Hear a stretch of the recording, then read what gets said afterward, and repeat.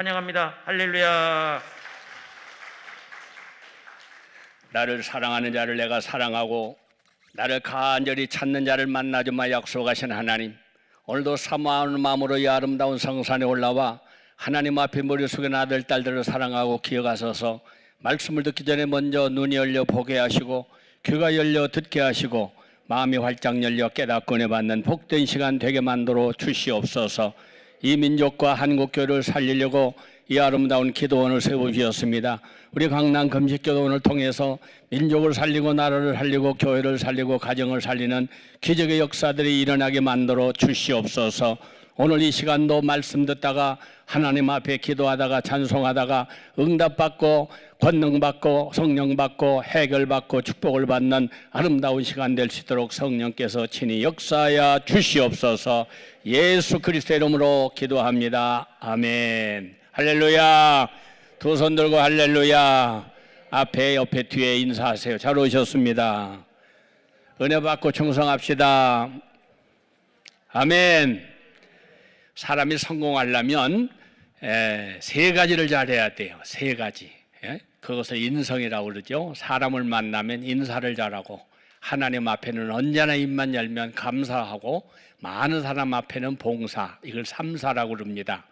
그래서 이렇게만 하면 어디로 가도 인정받고 사람들한테 외면당하지 않아요. 그래서 사람이 도리를 바라고 살아야 됩니다. 그래서 지난번에도 제가 말씀드렸지만 십자가가 뭐냐? 십자가는 하나님과 나, 인간과 인간, 이게 십자가예요. 그래서 성경 66권을 한마디로 말하면 경천애인, 하나님을 경외하고 사람을 사랑하는 거죠. 이 넉자가 성경의 핵심입니다. 그래서 우리는 언제나 하나님 앞에 감사하고 찬송하고 기도도 하지만 사람 만나면 언제나 인사하고 서로 기도해주고 서로 위로해주는 그런 마음을 가져서야 합니다.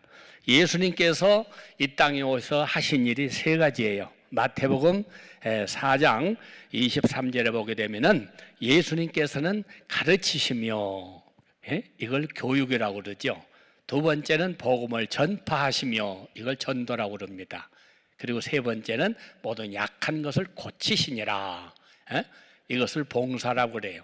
그래서 기독교의 3대 목표, 바로 교육, 선교, 봉사입니다. 우리가 예수를 전도를 해서 믿으면, 예수를 믿으면 그 다음에 교회만 왔다 갔다 하는 게 아니라 배워야 돼요. 가르치시며 배워야 됩니다. 알아야 돼요. 하나님을 알고 예수님을 알고 영생을 알고 죄사함 받는 비결, 성령 받는 비결, 은혜 받는 비결, 은혜 받은 자가 사는 비결 배워야 돼요. 배워야. 그 다음에 주님은 고치셨다 그랬어요. 주님은 이 땅에 오셔가지고 잘난 사람, 똑똑한 사람, 위대한 사람 찾아다니지 아니하셨어요. 소외된 자, 병든 자, 외면당한 자, 어려운 사람들을 일일이 찾아다니셨어요. 그리고 그들을 고쳐주셨습니다. 고쳐주셨어요.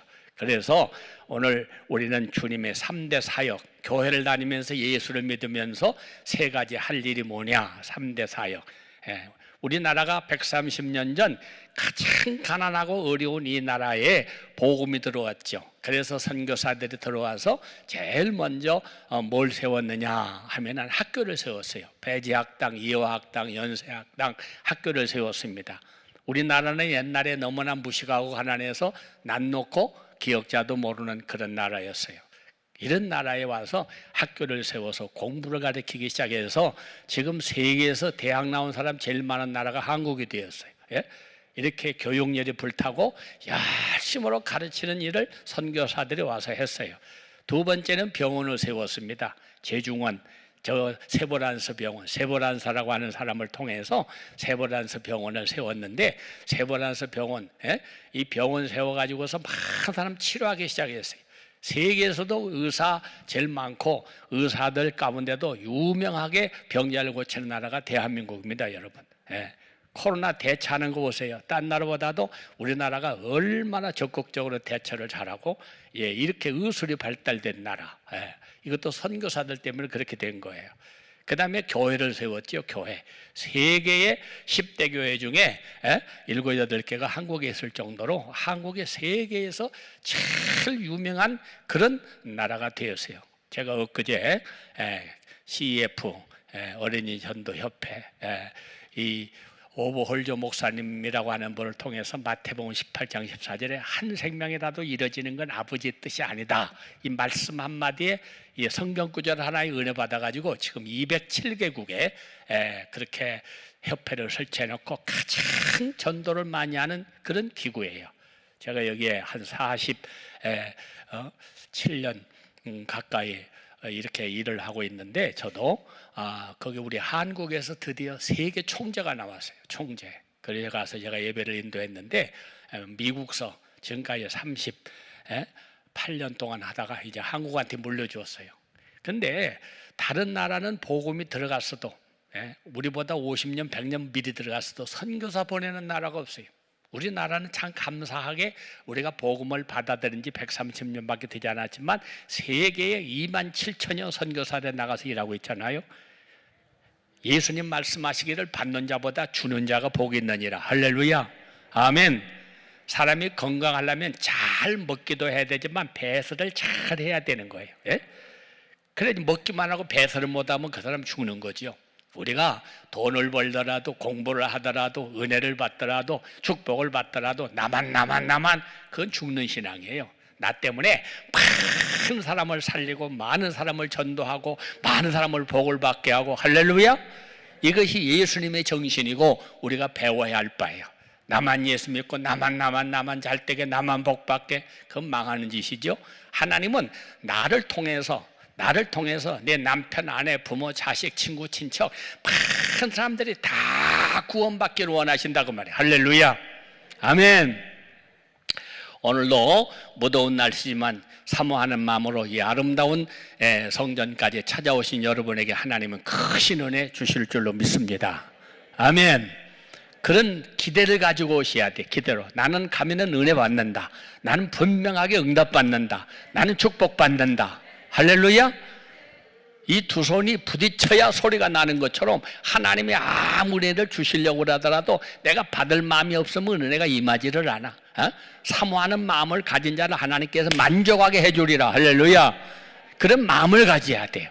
병들었으면 고치려고 하는, 배가 고프면 찾아서 먹으려고 하는, 목마르면 물을 찾아서 어떻게 마시려고 하는 그런 갈급한 마음이 있는 것 마찬가지로 우리가 사모하는 마음을 가지고 성전에 찾아와야 돼요. 주일날이니까 예배 시간 안 드릴 수는 없고 그냥 왔다가 졸다가 가는 그런 신앙 가지지 말고 나는 이 자리에 왔으니까 어떻게든지 말씀을 통해서 나는 은혜 받으리라. 오늘 주님이 나에게 예비하신 그 축복을 받고 가리라. 응답을 받고 가리라. 해결 받고 가리라. 할렐루야. 그런 믿음을 가지시기를 바랍니다. 히브리 11장 믿음장 11장 6절 믿음이 없이는 아무도 주님을 기쁘시게 할 수가 없어요. 장군의 꿈을 꾸고서 육군 사관학교를 입학을 해가지고 소위로 인관을 받았습니다. 그래가지고서 이제 열심으로 나는 훌륭한 군인이 되겠다고 생각하고 입대한 청년이 하나 있었는데 23살에 그만 수류탄 사고로 오른팔을 잃어버리고 말았어요. 그런데 이 사람이 지금은 애경그룹 KTF에서 수많은 히트 상품을 만들고 마케팅에 살아있는 전설로 불리우는 아주 훌륭한 리더가 되었어요. 이 사람이 어떻게 해서 그런 축복을 받게 되었느냐? 군대에서 오른쪽 팔을 잃어버리고 의소를 하고 나왔는데 집이 너무나도 가난했습니다. 그래서 누가 도와주는 사람도 없고 몸도 그렇고 그래서 내 인생은 이렇게 끝나는구나 그렇게 생각을 했는데 아주 믿음직한 아주 독실한 그런 여인을 만났어요. 그래가지고 소녀 하나가 없다고 해서 인생에 전부가 없는 게 아니잖아요. 다 있잖아요. 하나님을 믿으세요. 하나님의 당신하고 함께 하시면 반드시 하나님은 당신을 성공하게 할 수 있습니다. 온갖 말씀을 가리키고 기도하면서 전도하면서 눈물로 기도하면서 헌신을 아끼지 않았어요. 그래서 감동을 받아가지고 도전하게 되었습니다. 인생을 포기하지 않냐고 대학을 입시를 준비를 해서 왼손밖에 쓰지 못했지만 대학 입학을 하고 졸업을 했습니다. 그러나 문제는 그 다음이었어요. 가서 시험을 봐가지고서 면접만 하면은 시험만 보면은 실력으로 합격은 하는데 면접만 보면 떨어졌어요. 한쪽 팔이 없으니까 회사의 면접 다음에 오십시오 소식이 없었어요. 다음에 오라고 하는 소식이 없어요. 그래가지고 절망 속에 빠져들어가게 됩니다. 그러나 새벽기도에 나와서 아내와 함께 눈물을 흘리면서 구하라 주실 것이요 찾아라 찾을 것이요 문을 두드리라 열릴 것이니라 하나님의 말씀을 붙잡고 하나님은 구하면 주신다고 그랬잖아요. 두드리면 열린다고 그랬잖아요. 하나님 응답해 주실 줄로 믿습니다. 주님의 마음에 희망과 용기를 주셨습니다. 하나님은 이런 말씀을 주셨어요. 절대로 포기하지 말아라. 내가 너와 함께한다. 내가 너를 도와주리라. 내가 너를 지켜주리라. 내가 너를 떠나지 아니하리라. 내가 너를 붙들어 주리라. 결코 포기하지 말아라. 할렐루야. 그래서 다음에 면접을 보는데 사람이 이제 면접을 보러 갔어요. 그래가지고서 가서 큰 소리로 이렇게 얘기했습니다. 사람이 손을 가지고 일합니까? 머리로 일하지요. 제가 제 능력을 가지고 지혜를 가지고 이 회사에 크게 공헌할 수 있습니다. 그랬더니 면접하던 사장이 깜짝 놀래가지고 뽑았어요. 그래서 해경그룹 회장 마음을 감동시켜서 입사를 하게 됩니다. 그래서 이 사람이 2080 하나로 샴푸, 이 치약 다 이 사람이 만든 거예요. 지금은 한 기업체의 사장인 그런 조소한 집사의 간증입니다. 사랑하는 여러분, 우리는 절망 가운데 어려움 가운데 있었지만은 그러나 하나님은 언제나 우리와 함께 하시고 하나님은 있는 자의 하나님, 잘난 자의 하나님, 똑똑한 자의 하나님이 아니라 약한 자의 하나님, 부족한 자의 하나님, 아무것도 모르는 자의 하나님. 하나님은 오늘도 나를 사랑하는 자를 내가 사랑하고 나를 간절히 찾는 자를 만나주리라. 잠언 8장 17절 말씀. 할렐루야, 할렐루야. 그래서 여러분이 힘들고 어려워도 동서남북을 바라보고 다 막혀도 골로새 3장 1절 너는 그리스도와 함께다 이 살리심을 위의 것을 찾아라. 하나님 거기 살아계시느니라. 하나님을 바라보면 하나님이 함께하면 하나님이 도와주시면 하나님이 붙들어 주시면 하나님이 지켜주시면 아무리 두 팔 가지고 아무리 똑똑하고 멀쩡한 사람도 못 들어가는 그런 회사, 그런 사람도 못하는 데 들어가가지고 위대한 일을 하고 신화를 창조하는 사람이 된 것처럼 오늘 이 자리에 오신 여러분들도 이런 은혜와 복을 주실 줄로 믿습니다. 아멘. 이 사람은 이런 간증을 했습니다. 손이 없어서 사람들이 싫어하고 사는 게 엄청 힘들 거라고 생각했는데 그건 나 혼자만의 생각이었습니다. 약점으로 자신감을 잃었다는 건 핑계입니다. 저는 손이 없었기 때문에 인생의 마라톤을 매우 보람차게 달릴 수가 있었습니다. 내가 만약에 인간으로 싸우고 살 수 없다는 깨닫는 순간 하나님의 은혜를 나는 구하게 되었습니다. 인간은 약하고 할 수 없지만 하나님은 하실 수 있느니라. 나는 그래서 하나님을 발견하게 됐습니다. 어느 누구보다도 하나님을 의지하게 됐습니다. 어느 누구보다도 하나님 없이는 못 사는 사람이 되었습니다. 어느 누구보다도 하나님 앞에 붙들고 기도하게 됐습니다. 이것이 제가 받은 축복의 계기가 되었습니다. 이후로 제 인생에 개입한 하나님은 뜻을 알 수가 있었고 그 고난 속에서도 기도하는 힘을 확인하면서 순종과 인내와 영성도 내와 배우게 되었습니다. 날이 날을 생각할 때 지금이 가장 불행하다 생각하겠지만 믿음으로 나가면 오늘 불행한 그 자리가 영광의 자리, 성공의 자리, 축복으로 자리로 가는 계기가 되는 걸 믿으시기를 바랍니다. 할렐루야. 하나님은 어떤 특별한 사람만의 하나님이 아니십니다. 천지를 창조하신 하나님, 전능하신 하나님은 아브라함을 만나주시고 75살 노인을 하나님께서 너는 내 고향을 떠나라 내가 너와 함께하리라 말씀을 믿고 순종하고 떠났던 아브라함, 갈 바를 알지 못하고 갔지만은 믿음의 조상, 축복의 조상이 되었습니다. 이삭을 만나주시고 이삭을 통해 가지고 하나님의 축복을 얻어가신 하나님, 야곱을 만나주셨습니다. 형님 때문에 죽을 수밖에 없는 그런 상황 속에서 외삼촌 집으로 도망을 갑니다. 그런데 들판에서 하늘을 천장 삼고 땅을 방바닥 삼고 돌멩이를 벽에 삼아 잠자고 있는 그 자리에 하나님의 음성이 들려옵니다. 내가 어디로 가든지 내가 너와 함께하리라. 너를 지켜주리라. 내가 너를 도와주리라. 내가 너를 떠나지 아니하리라. 그때 그는 기도하다가 이런 말을 했어요. 하나님이 과연 여기 계셨군요. 하나님이 과연 여기 계셨군요. 성공한 자리에, 하나님 앞에 영광 받는 자리에, 승리한 자리에 계시는 하나님이 아니라 실패한 이 자리에, 병든 이 자리에, 외로운 이 자리에, 힘든 이 자리에, 아무것도 할 수 없는 이 자리에 주님이 여기에도 계셨군요. 오늘 여러분 기도하는 그 자리가 주님이 함께하는 자리인 것을 믿으시기를 바랍니다. 할렐루야. 절망으로 마비된 손을 하나님께서는 내밀어라. 슬픔으로 마비된 손을 내밀어라. 상처로 마비된 손을 내밀어라. 내가 너를 치료하리라. 나는 치료하는 하나님이니라. 아멘. 오늘의 본문의 사건은 회당에서 일어난 사건입니다. 예수님은 세 가지 좋은 습관이 있었어요. 누가복음 22장 39절에 보게 되면 습관을 따라서 기도하셨습니다. 습관을 따라서 성경을 읽으셨습니다. 습관을 따라서 회당에 들어가셨습니다. 좋은 습관을 가져야 돼요. 사랑하는 여러분, 우리가 신앙생활하는 사람은 좋은 습관을 가져야 돼요. 눈만 감으면 주여, 눈만 뜨면 감사합니다. 할렐루야. 감사가 입에 붙어야 돼요. 여러분, 성공하며 살아가는 비결이 뭐예요? 입에 감사가 떨어지지 않으면 반드시 축복받을 수 있어요.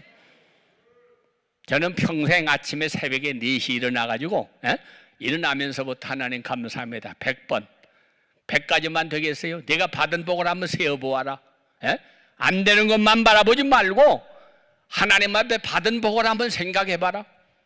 인간은 옛날에는 건강하고 지금 병들고, 옛날에는 성공하고 지금 실패하고, 옛날에는 잘 나가다가 지금 안 될 수 있지만 우리 하나님은 옛날이나 지금이나 앞으로도 영원토록 변함이 없는 하나님. 그 하나님이 말씀하십니다. 내가 너를 떠나지 아니하리라. 내 부모는 너를 떠나고, 내 사랑하는 사람은 너를 떠나고, 너를 좋아하던 사람 너를 떠났어도 나는 세상 끝날까지 너를 떠나지 아니하리라. 시편 121편 5절에 나는 너를 지키시는 여호와라. 할렐루야. 지금부터 세상 끝날까지 내가 너를 떠나지 않고 지켜주리라. 아멘. 아멘. 믿으시기를 바랍니다. 믿으시기를 바랍니다. 오늘 본문 말씀 1절 시작. 예수께서 다시 회당에 들어가시니 한쪽 손 마른 사람이 거기 있는지라. 어떤 사람이? 손 마른 사람. 손은 있기는 있어요. 모양은 있어요. 힘이 없어. 쓸모가 없어. 가치가 없어. 필요가 없는 손이야. 그거는 있으나 마나한 손. 교회는 다니는데, 예수는 믿는데, 이름은 목사, 장로, 권사, 집사, 성도인데 메말라 버렸어. 심령이 메말랐어. 믿음이 메말랐어. 은혜가 메말랐어. 뱃싹 말라버렸어. 논밭에 곡식은 심었는데 자라나기는 자랐는데 뱃싹 말라버렸어. 쓸모없는. 회당은 유대인들이 예배드리는 장소입니다. 오늘날로 말하면 교회와 같은 곳입니다. 예수님이 다시 회당에 들어가셨는데 한쪽 손 마른 사람이 있었습니다. 교회는 건강한 사람만 오는 것이 아닙니다. 병자도 찾아오는 곳입니다. 교회는 많이 배운 사람만 오는 곳이 아닙니다. 못 배운 사람도 오는 곳입니다. 교회는 높은 사람만 오는 게 아닙니다. 낮은 사람도 누구나 올 수 있는 곳입니다. 교회는 많이 가진 사람만 오는 게 아니라 없는 자도 올 수 있습니다. 교회는 의인이 오는 곳이 아니라 죄인이 찾아오는 곳입니다. 교회는 빈부귀천 남녀노소 막론하고 누구나 오는 곳입니다. 누구나 와야 합니다. 아무나 오게. 할렐루야. 그러므로 교회 와가지고 잘났네, 배웠네, 있네, 없네, 높네, 낮네, 우리는 그런 거 자랑하면 안 돼요. 교회 와서는 우리는 모두가 다 하나입니다. 의인은 없나니 하나도 없느니라. 모든 사람이 죄를 범하였으면 하나님의 영광이 이르지 못하느니라. 우리 모두는 죄인인 걸 알고 의인 대신 주님 한 분만 바라보고 그분만 만나면 은혜는, 수지는, 역사는, 기적은, 축복은 이루어지는 것입니다. 할렐루야. 이사야 55장 1절 오라 너희 목마른 모든 자들아 물로 나오라. 돈 없는 자도 오라. 너희는 와서 사 먹되 돈 없이 값없이 와서 포도주와 젖을 사라. 마태복음 11장 28절 수고하고 무거운 짐진 자들아 다 내게로 오라. 내가 너희를 쉬게 하리라. 아멘. 나무 그늘 밑에 가서 눈다고 쉬어요. 테레비 앞에 있는다고 쉬어요. 목욕탕에 가서 누웠다고 쉬어요. 진정한 쉼은 육신의 쉼이 아니라 마음의 쉼입니다. 영적인 쉼입니다. 정신적인 쉼입니다. 이것은 어디 가서 내게로 오라. 내가 너를 쉬게 하리라. 주님을 만나기 전에는 쉼이 없습니다. 길을 잃어버린 어린아이가 돈 많은 재벌을 만났다고, 유명한 가수 만났다고, 똑똑하고 위대한 사람 만났다고 기쁨이 있는 게 아니에요. 하루 종일 지치고 돌아다니고 별 사람 만나도 마음속에 쉼이 없지만은 잃어버린 엄마의 품 안에 안길 때에 거기에 쉼이 있습니다. 안식이 있습니다. 은혜가 있습니다. 축복이 있습니다. 오늘 그 주님을 만나는 여러분이 되시기를 바랍니다. 할렐루야! 교회는 병원과 같은 곳입니다. 나는 너희를 치료하는 여호와라. 육체의 질병뿐만 아니라 마음의 병, 영혼의 병, 모든 병을 고침받는 것이 교회입니다. 그러므로 여러분 교회 나오셔 가지고 다 내게로 오라. 수고하고 무거운 짐진 자들아 내게로 오라. 다 오라고 하시는 주님 앞에 나와서 다 치료받는 여러분이 되시기를 바랍니다. 교회는 학교와 같은 곳입니다. 하나님의 말씀, 활력 있는 저의 날씨는 어떤 것보다도 이래요. 혼과 영과 모든 관절과 골수를 찔러 쪼개는 말씀입니다. 성경 말씀은 그리스도 예수 안에 있는 믿음으로 말미암아 구원에 이르는 지혜가 있는 말씀이에요. 말씀이 치료하시는 거예요. 할렐루야! 제가 광양에 연합 집회를 갔습니다. 연합 집회, 개교의 집회 가면 밥 사주는 사람도 많고 대접할 사람도 많은데 연합 집회 가면 밥 사주는 사람이 없어. 근데 어떤 여자 집사님 한 분이 오늘 점심은 제가 대접합니다. 광양 제일교회 집사래요. 왜 그 양반이 대접을 해요? 장로님이 소개를 하는데 그분이 프랑카드를 보고 이번에 저 연합 집회 오시는 목사님이 10년 전에 우리 교회 부흥에 왔던 김 목사님 맞습니까? 맞습니다. 그래요? 그러면 이번에 점심 한 끼는 제가 대접하겠습니다. 잘 사는 사람도 아니야. 일주일을 준비를 했대요. 정성을 다해서 대접을 했어요. 그래서 밥 먹기 전에 기도하기 전에 이유나 알고나 기도나 합시다. 왜 밥을 샀대요? 그랬더니 이분이 눈이 아파가지고 그렇게 오랫동안 병원 다니고 약을 먹고 별지도 안 나섰는데 부흥회 때 말씀 듣다가 치료하는 광선을 바라시는 말씀 듣다가 아멘 아멘 아멘 하다가 병이 나섰대요. 뭐 말씀 듣다가 나섰는데 뭐 간증할 시간도 없고 나는 부흥회 끝나고 갔으니까 모르죠. 근데 본인은 알잖아. 은혜 받았으니까. 에? 내가 말씀 듣다가 은혜 받아서, 내가 말씀 듣다가 은혜 받아서 그 내 이름을 기억하고 있는 거예요. 그래서 내가 이 은혜를 어떻게 보답할고 그러다가 오늘 내가 점심 한 끼를 대접하겠습니다. 그래서 저 때문에 여러 임원들이 다 밥 얻어 잡수셨어. 사랑하는 여러분, 받은 자는 잃어버리지 않아요. 받은 자는 기억하고 있습니다. 하나님이 여러분에게 다 은혜를 주실 줄로 믿습니다. 할렐루야! 그래서 사모하는 마음을 가져야 돼. 목마른 사슴이가 물을 찾는 것처럼 목이 말라가지고 그냥 물 하는 사람한테 물 줄 때 그 물이 꿀물일 거예요. 지금 물 먹을 생각도 없는 사람한테 물 먹으러 갖다 주면 귀찮죠? 우리가 하나님 앞에 나와서 여러분 먼 이곳까지 오시느라고 수고하셨는데 여기까지 왔다 그냥 가면 뭐요? 이 먼 거리에. 반드시 여러분이 앉으신 자리는 여러분만 앉아 계신 자리가 아니야. 지금까지 우리 기도원에 와서 수천 수많은 사람들이 거기서 기도하다가 응답받는 자리, 해결받는 자리, 성령받는 자리, 고침받는 자리, 축복받는 자리. 할렐루야! 그 자리에 내가 지금 앉아 있는 거예요. 그러면 어떤 하나님께서 차별해가지고 누구는 응답하시고 누구는 축복 안 하시겠어요? 문제는 내가 믿음이 있느냐 없느냐가 문제지. 할렐루야! 바로 하나님이 여기까지 여러분을 부르신 분도 하나님, 마태복음 6장, 요한복음 6장 44절 아버지께서 이끌지 아니하면 여기 올 사람은 하나도 없어요. 내가 믿음이 좋아서 내가 열심히 해서 온 것 같지만 천만에요. 나를 여기까지 인도하신 분이 하나님이에요. 왜? 하나님 말씀 들으라고. 하나님 말씀 듣다가 문제가 해결되어지고 모든 질병이 치료 안 받고 닫혔던 문이 열려지고 안 되는 일이 되어지고 놀라운 성령의 역사가 임하게 되는 기적을 체험하는 여러분이 되시기를 축복합니다. 할렐루야! 회당에는 두 종류의 사람이 있습니다. 손 마른 사람이 있었습니다. 누가복음 6장 6절 오른손이 마른 사람이라고 했습니다. 기록에 의하면 이 사람은 석수쟁이였습니다. 돌 깎다가 돌 다듬다가 손을 다쳐가지고 마른 사람이 됐다. 인간이 만물의 영장이라고 하는 까닭은 머리만 뛰어나기 때문이 아니라 정교한 손으로 과학과 문화를 발전해 왔기 때문입니다. 하나님은 인간을 창조할 때 효과적으로 생활할 수 있도록 두 손을 만들어 주셨어요. 사람이 하는 일을 살펴보면 대부분이 손을 이용해서 일을 합니다. 세수도 손으로 하지요, 컴퓨터도 손으로 하지요, 피아노도 손으로 치지요, 바이올린도 두 손으로 잘해야 할 수 있습니다. 미술관은 손으로 그림을 그립니다. 손으로 조각을 합니다. 농부는 두 손을 가지고 와서 씨를 뿌리고 갖고 와서 열심으로 농사를 짓습니다. 석공도 손으로 나무 돌멩이를 깎고 다듬습니다. 그러나 이 사람은 손이 말랐어요. 표준 세번역에는 손이 오그라들었다고 그랬어요.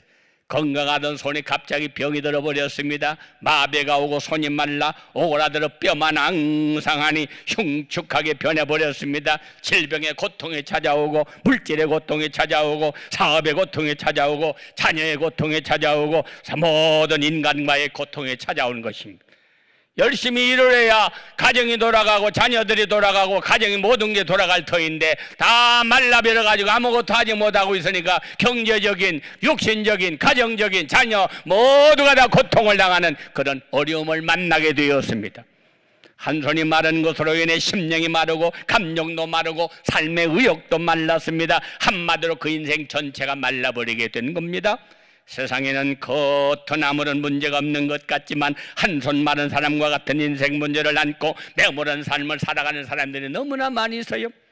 사랑하는 여러분, 그 한 가지 때문에 모든 것이 돌아가지 않습니다. 그 한 가지 때문에 모든 것이 마비되어집니다. 그 한 가지 때문에 모든 것을 포기해야 하는 그런 상황에 만날 수 있습니다. 사람 인생을 살아가는 동안 건강하게 사는 것 참 큰 축복입니다. 몸에 장애를 갖고 있으면 그것이 얼마나 삶을 힘들게 하고 어렵게 하는지 모릅니다. 그런데 몸의 장애보다도 더 심각한 것이 뭐냐? 마음의 장애입니다. 끝없이 절망하고 낙심하고 나는 버림받았다, 나는 쓸모없다, 나는 해도 안 된다, 나는 필요 없는 인생이다, 나는 인생을 포기하고 말 거다, 이런 인생이 되면 끝나는 거예요. 사랑하는 여러분, 문제는 이렇게 생각하고 사는 동안에는 삶에 아무런 희망도 꿈도 발견할 수가 없습니다. 감으로 메마른 댐에 메말라 바닥이 드러나고 갈라듯이 심령이 말라버리면은 하나님도 필요 없어요. 인간도 필요 없어요. 그렇게 살다가 인간은 끝나는 거예요. 이보다 심각한 문제는 신앙생활하면서 영적인 가진 장애를 가진 사람들이 많다는 이야기입니다. 은혜가 메말라버린 사람들, 교회에 와서 말씀을 듣지만 은혜가 되지 않아요. 기도는 하지만 응답이 오지 않아요. 교회는 왔다 갔다 하지만 기쁨이 있지 않아요. 감사와 감격이 사라져버렸어요. 교회는 나오고 있는데 예배는 드리고 있는데 구경꾼이 되어버렸습니다. 예배드리는 시간을 손꼽아 기다리다가 오기는 왔는데 감사와 감격이 없어졌습니다. 주님을 만나는 기쁨이 없어졌습니다. 말씀의 힘을 잃어버렸습니다. 기도의 능력을 상실해버렸습니다. 그래가지고 아무런 감각이 없는 그런 영적인 무결하게 빠진 사람들이 너무나 많이 있어요. 그래도 불행 중 다행인 것은 두 손이 다 마르지 않았다는 거예요. 한 손이 말랐더라. 한 손은 멀쩡하지 않아. 두 손이 다 마른 게 아니야. 오른손은 말라버렸지만 왼손은 아직 괜찮습니다. 신앙적으로 보면 균형의 상실을 의미하는 것입니다. 두 개가 다 말라서 쓸모없는 게 아니라 한 손만 말라 찬손은 괜찮아. 신앙이 균형을 잃어버렸어. 균형을 잃어버렸어. 어느 한쪽으로 치우친 것입니다. 배가 가다가 한쪽으로 기울어지면 배는 물에 완전히 침몰당하는 것처럼 균형을 신앙을 당하면 신앙이 침몰되고 말아요. 그대로 오래가면 신앙이 침몰되어 버립니다. 이제는 하나님 떠나고 교회 떠나고 예수 떠나고 그냥 침몰돼 가지고 지옥으로 갈 수밖에 없는 인생이 되고 마는 거예요. 균형의 상실은 기도는 하면서 땀 흘리는 봉사를 하지 않는 사람, 사랑을 말하지만 행함이 없는 사람, 예배는 드리면서 헌신이 없는 사람, 한쪽으로 기울어진 배가 빨리 복원되어 정상궤도로 갈 수 있는 것처럼 오늘 말씀을 통해서 신앙의 균형을 찾는 여러분이 되시기를 축복합니다. 찾아야 돼요. 멀쩡하던 사람이 어지러워가지고 119에 실려 병원에 갑니다. 균형을 잃어버려서 어지러워가지고 균형을 못 잡아, 방향을 못 잡아, 걸어가지를 못해. 균형을 잃어버려서 그래요. 오늘 이 자리에 오신 여러분, 한 손이 마른 사람, 주님을 만난 것처럼 여러분 주님을 만나 회복되어 균형을 바로 찾는 여러분이 되시기를 바랍니다. 두 번째로 바리새인들이었어요. 2절 보세요. 사람들이 예수를 고발하리하여 안식일에 그 사람을 고치시는가 주시하고 있거늘. 6절 사람들이 누구인지를 구체적으로 설명하고 있습니다. 바리새인들이 나가서 헤롯 왕과 함께 어떻게 예수를 죽일까 의논하니라. 바리새인들은 주님 앞에서 주님의 얼굴을 보고 주님의 말씀을 듣고 행하시는 기적을 보았지만은 인격적인 만남은 이루어지지 않았어요. 교회는 다니는데, 은혜는 받았는데, 말씀은 똑같이 들었는데, 이런 사람은 영적인 만남이 없어요. 주님과 관계도 없고 은혜도 받지 못했어요. 주님과의 만남은 단순히 얼굴을 대면하는 게 아닙니다. 말씀만 듣고 가는 게 아닙니다. 요즘 코로나 핑계대고 많은 사람들이 아무 데서나 핸드폰 틀어놓고 아무 설교나 하나 듣고서 예배드렸다고. 미안하지만 자기는 예배드린 것 같지만 하나님은 받지 않으세요. 이사야 1장 읽어보십시오. 교회만 왔다 갔다 한다고 예배입니까? 너희가 마당만 밟을 뿐이니라. 너희가 많이 기도할지라도 내가 듣지 아니하리라.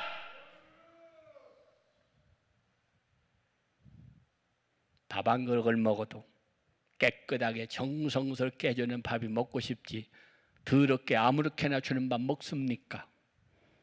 우리가 하나님 앞에 예배를 드릴 때 어떻게 드리라고 해서 마음을 다하고 뜻을 다하고 정성을 다하여 주 너희 하나님을 예배하라. 할렐루야. 이게 예배예요. 예배. 왜? 하나님 우리를 그렇게 사랑하셨으니까. 우리가 이 자리에 오게 된 것, 우리가 하나님을 아버지라고 믿게 된 것, 우리가 하나님 앞에 예배드리면서 하나님을 부르게 된 것 우연히 저절로입니까? 그렇지 않아요. 너희가 나를 선택하는 게 아니라 내가 너희를 선택했노라. 어떻게? 죄로 말미암아 죽어가는 우리를 멸망당해가지고 지옥으로 가는 우리를 건지시려고 하늘을 버리고 주님은 이 땅에 오셨어요. 너희 안에 이 마음을 품어라. 그리스도 예수의 마음. 그는 본래 하나님과 같이 영광 받으실 분이지만 자기를 비어 종의 형체를 가리사 죽기까지 복종하셔 이 땅에 오셔 십자가에 죽으셨느니라.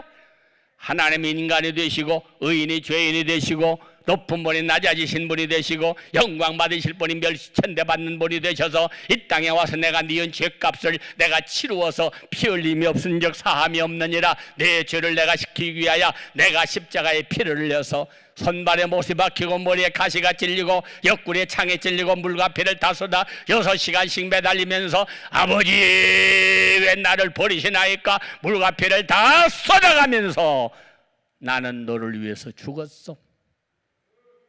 네 죄값을 내가 다 치루었어. 그래서 나는 너를 살렸어. 이걸 깨닫는다면, 이 은혜를 깨닫는다면 받지도 않는 예배, 드려도 되고 안 드려도 되는 예배, 와도 되고 안 가도 되는 그런 교회, 들어도 되고 안 들어도 되는 말씀, 불러도 되고 안 불러도 되는 그런 찬송, 해도 되고 안 해도 되는 기도, 하나님은 그런 걸 받기를 원하지 않습니다. 한 번을 해도 주님이 들으시는 기도, 한 번 내가 예배를 드려도 하나님이 받으시는 예배. 오냐 내가 받았다. 가인과 아벨의 예배를 드렸습니다. 하나님께서 가인의 예배는 받지 아니하시고 아벨의 예배만 받으셨어요. 하나님이 받지 않는 예배 평생 드리면 뭐해? 안 빠지고 드리면 뭐해? 옛날부터 드리면 뭐해? 모태신앙 자랑하면 뭐해? 한 번을 드려도 주님이 받으시는 예배, 한 번을 드려도 주님이 들으시는 기도. 할렐루야! 그런 성도가 되시기를 바랍니다.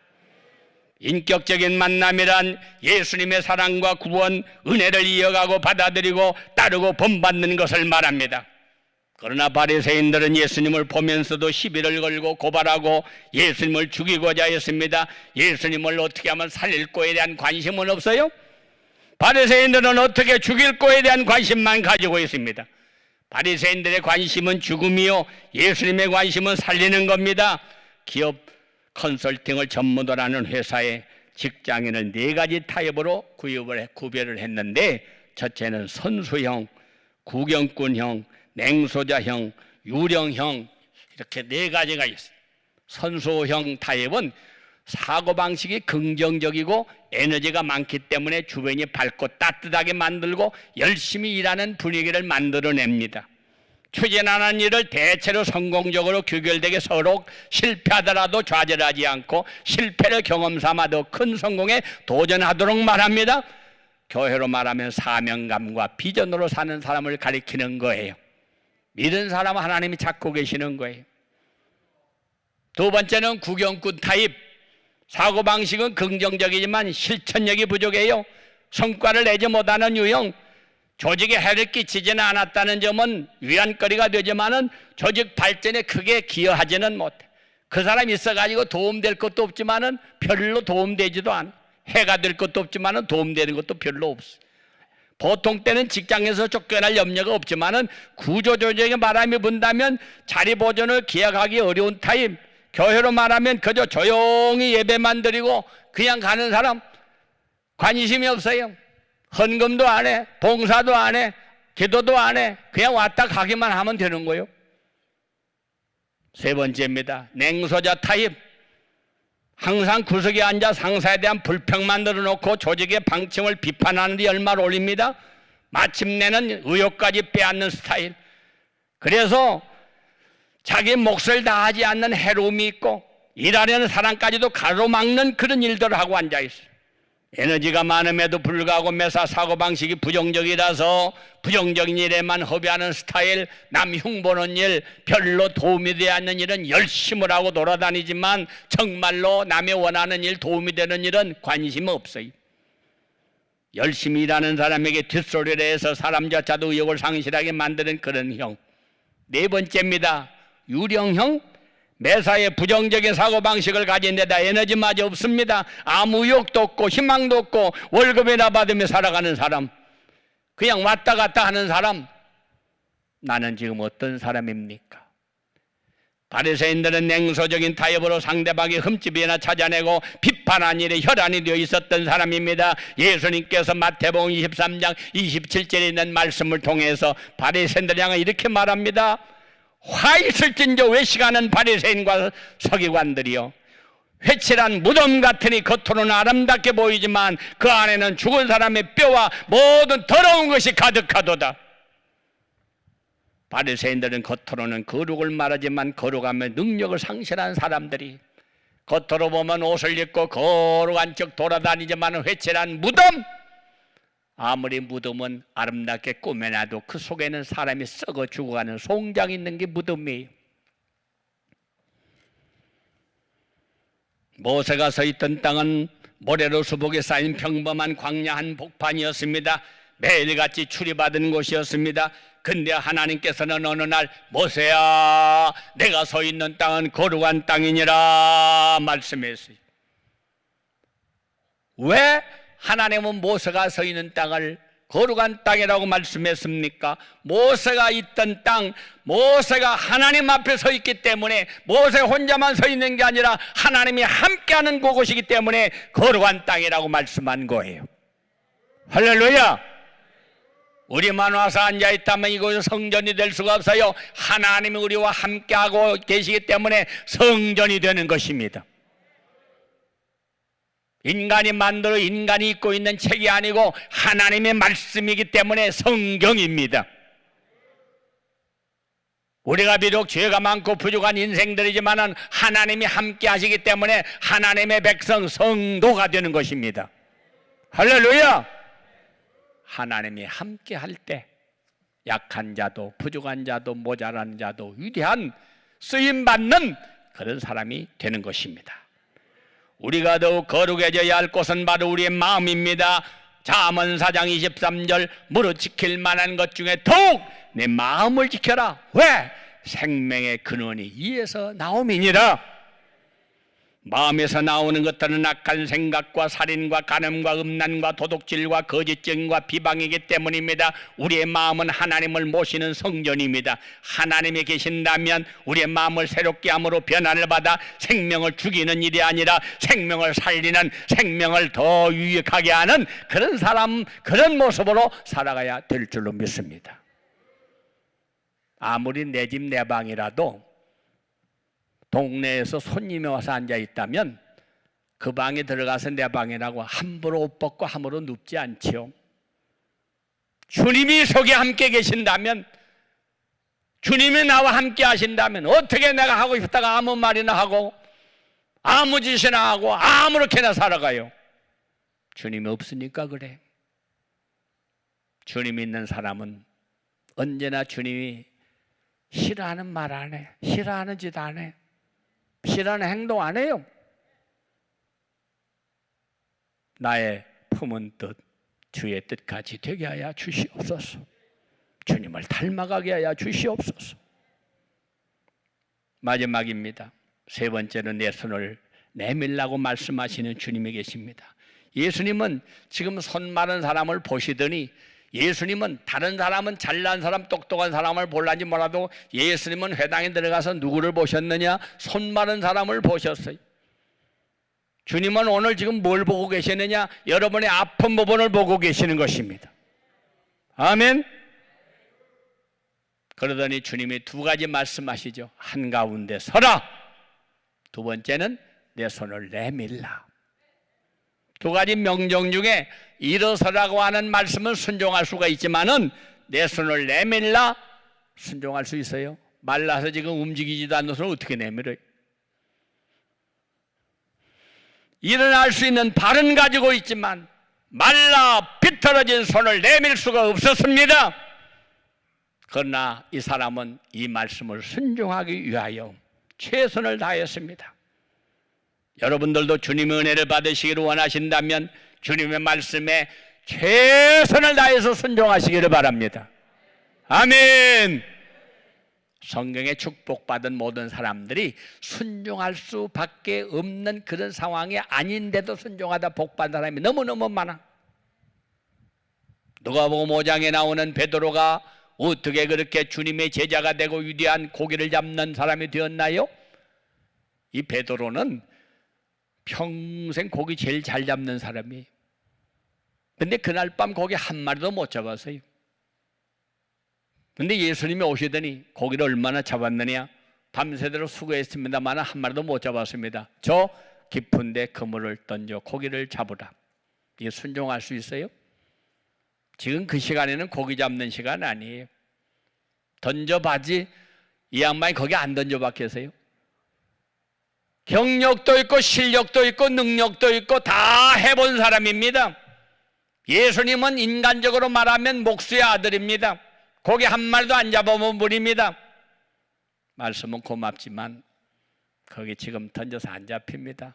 얼마든지 말 많이 할 수 있는 사람이지만 이 사람의 위대한 면이 뭐예요?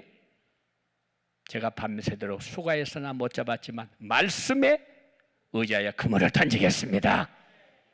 그래서 그물을 던졌더니 밤새도록 한 마리도 잡히지 않는 그물에 고기가 찢어지도록 잡혔더라.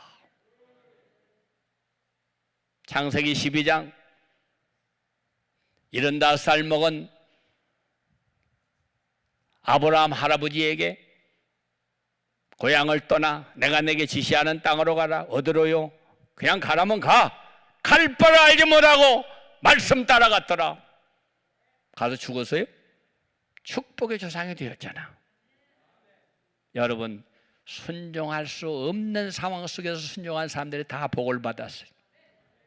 여러분들도 할 수 있는 것만 하지 말고 하기 싫어도 더워도 힘들어도 핑계 변명 만들어 놓지 말고 아멘! 말씀으로 순종하여 기적을 체험하는 여러분 되시기를 바랍니다. 고린도후서 1장 20절 아멘 하여 하나님께 영광을 돌리는 사람이 되라. 아멘. 하나님은 무조건적인 선택과 은혜로 우리를 구원해 주셨습니다. 여러분, 우리를 구원할 때 무슨 의로워서 잘나서 위대해서 똑똑해서 착각하지 마세요. 나는 공로 없도다. 예수의 피밖에 없네.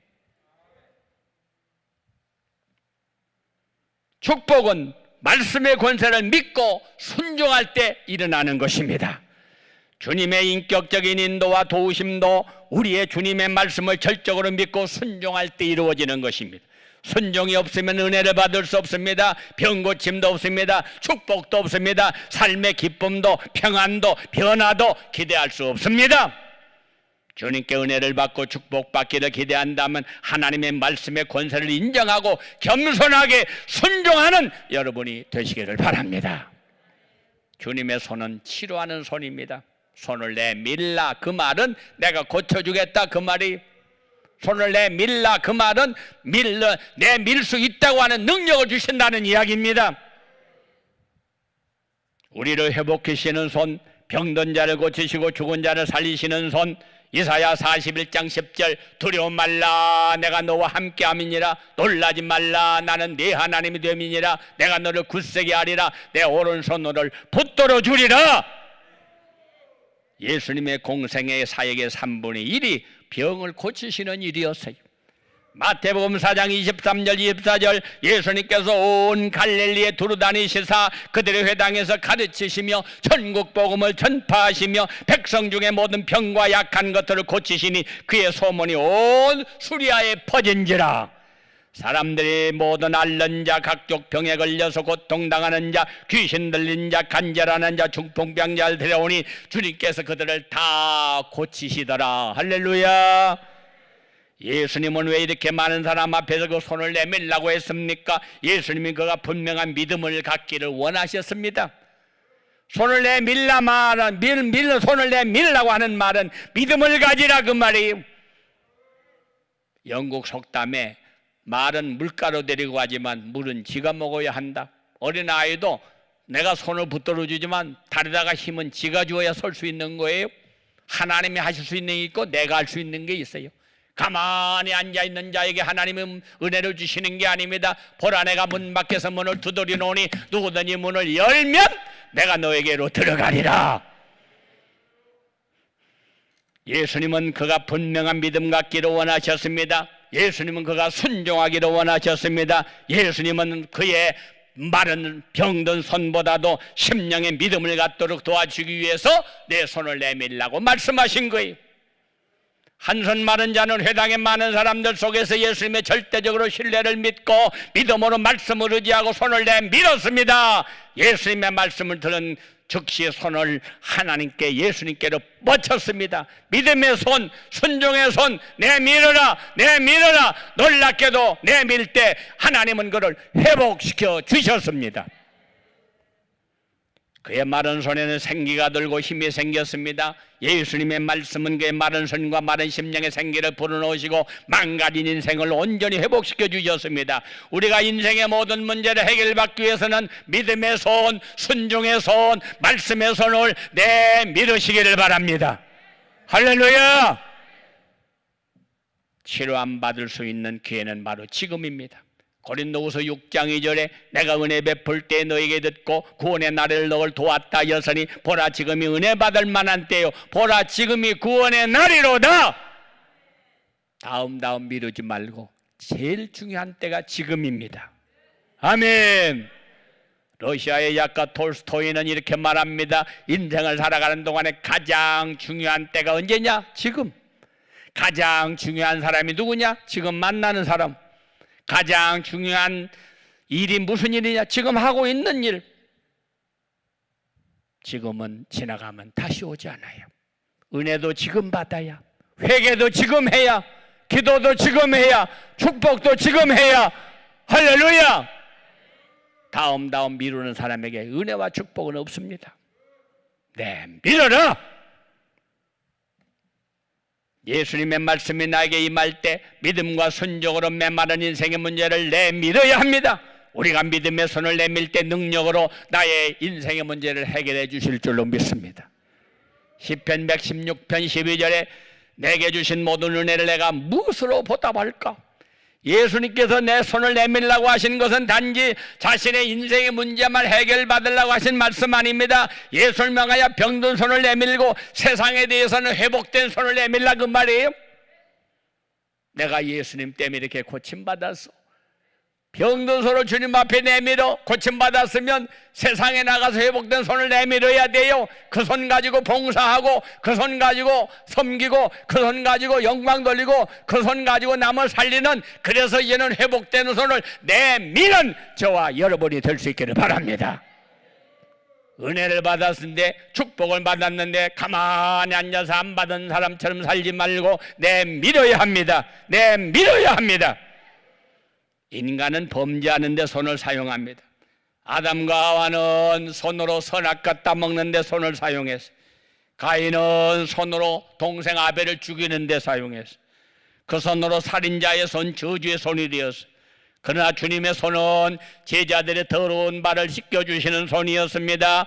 주님의 손은 겟세마 배고픈 자의 빵을 주신 손이었습니다. 병든 자를 이리 고쳐주시는 손이었습니다. 예수님의 손은 겟세마네 동산에 들유래야 눈물을 흘리며 두 손 들고 기도하는 손이었습니다.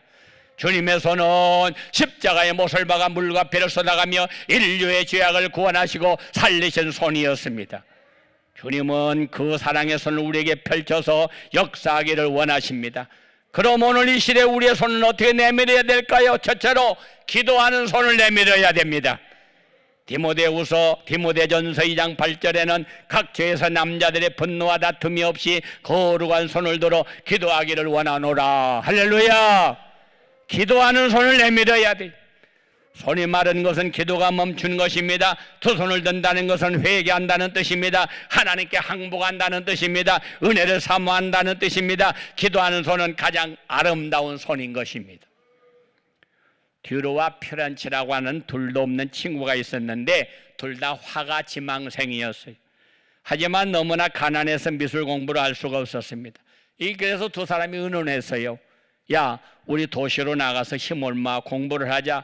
내가 먼저 학교에 가서 열심히 공부하면 내가 식당에 가서 돈을 벌어서 너희 학비 내가 마련해 줄게. 내가 도움을 주면 내가 공부할 수 있지 않겠니? 그래. 그래서 둘이 나가서 열심히 일했어요. 듀로가 먼저 공부를 시작했습니다. 프렌치 친구를 위해서 땀 흘리며 쉬지 않고 일하면서 열심으로 수고해가지고 학비를 내가지고 공부를 하게 만들었습니다. 듀로는 학교를 졸업하고 유명해졌어요. 친구의 약속을 지키려고 찾아갔습니다. 친구가 있는 식당에 갔을 때 한 모퉁이에서 친구는 두 무릎을 꿇고 기도하는 친구의 모습을 보게 되었습니다. 하나님, 저의 손은 이미 험한 손, 굳어있고 그림을 그릴 수 없는 손이 되고 말았습니다. 제가 할 몫은 듀로가 할 수 있도록 도와주시고 하나님 영광을 위하여 아름다운 그림을 그가 그릴 수 있게 도와주세요. 그리고 기도하고 있었어요. 그 모습을 본 듀로는 형용할 수 없는 감동을 받았습니다. 그리고 자신을 위해 희생하고 기도하고 있는 친구의 손을 바라보았습니다. 순간 그는 펜을 들어서 친구의 기도하는 손을 스케치했습니다. 이것이 바로 엘버트 듀로의 명작 기도하는 손. 여러분 많이 보신 그런 기도하는 손이 아름답게 탄생되어진 것입니다. 모세는 아멜렉과 싸우는 여호수아를 지원하기 위하여 아론과 훌을 대동하고 산으로 올라가 손을 들고 하루 종일 기도했습니다. 기도하는 손은 아름다운 손, 가정을 위해 기도하는 손, 손녀들을 위해 기도하는 손, 모든 주님이 귀하게 보시는 것입니다. 여러분 나라를 살리기 위하여, 가정을 살리기 위하여, 교회를 살리기 위하여, 자녀를 살리기 위하여, 민족을 살리기 위하여 우리 손 들고 나라와 세계 열방을 위하여 기도하는 손, 거룩한 손, 기도의 손이 회복되시기를 축복합니다. 두 번째는 섬김의 손을 내밀어야 돼요. 데살로니가전서 4장 11절에 너희에게 명한 것 같이 종용하여 자기를 하고 너희 손으로 일하기를 힘쓰라. 손을 부지런해야 합니다. 손이 부지런한 사람은 복을 받습니다. 시편 128편 2절에 내 손이 수고한 대로 먹을 것이라 내가 복되고 형통하리로다 말씀합니다. 예수님은 하나님의 본체시만 하나님과 동등됨을 취할 더 여기지 아니하셨습니다. 예수님은 내가 이 땅에 온 것은 섬김을 받으러 온 게 아니고 나는 섬기러 왔다고 말씀하셨습니다.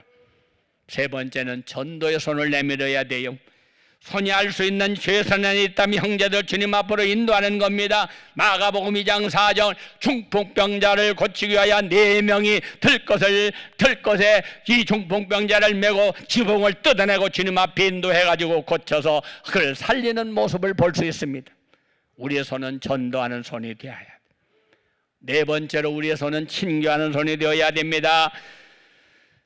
갈라디아 2장 9절에 기둥같이 여기는 야고보와 게바와 요한도 내게 주신 은혜를 알므로 나와 바나바에게 친구의 약속을 하였으니 우리는 이방인에게로 그들은 할례자에게로 가게 하려 함이니라 그랬어요.